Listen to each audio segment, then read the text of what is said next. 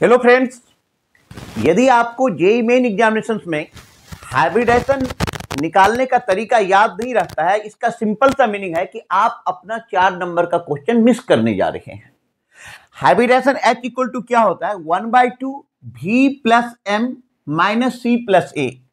यहां पर बेटा V क्या है? V आपका हो जाएगा valence electron of central atom,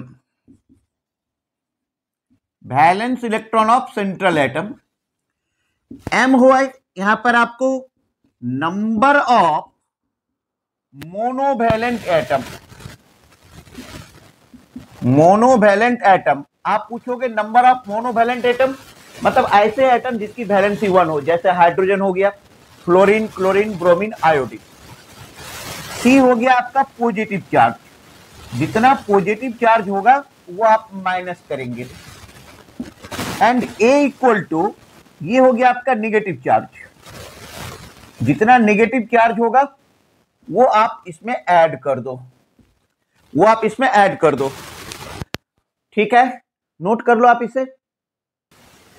अब हम आगे क्या करेंगे, यदि हमारा H का वैल्यू 2 आ रहा है तो हाइब्रिडाइजेशन हो जाएगा sp3 आ रहा है, ये हो जाएगा sp2 4 आ गया, sp3 5 आ रहा है, sp3d 6 पर, sp3d2, और यदि H का वैल्यू 7 आ रहा है ये हो जाएगा हमारा sp3d3। ठीक है, अब आगे आपको क्या करना है कि मैं यहां पर एक एग्जांपल ले रहा हूं। सपोज कर लो हमने लिया SO4 2 निगेटिव। अब बेटा SO4 2 निगेटिव में हमें H का वैल्यू निकालना है, तो 1/2। अब सल्फर यहां पर सेंट्रल एटम है तो सल्फर की वैलेंसी कितनी है? देखो, ऑक्सीजन, सल्फर, सेलेनियम, टेलिनियम, पोलिनियम, जो कुछ भी है उस सब का वैलेंस इलेक्ट्रॉन कितना होता है? 6। तो सल्फर का भी वैलेंस इलेक्ट्रॉन यहां पर 6 हो गया। अच्छा, SO4 2 निगेटिव में कोई मोनोवैलेंट एटम है? बिल्कुल नहीं है, तो M का वैल्यू 0, कोई पॉजिटिव चार्ज नहीं है तो C भी गया।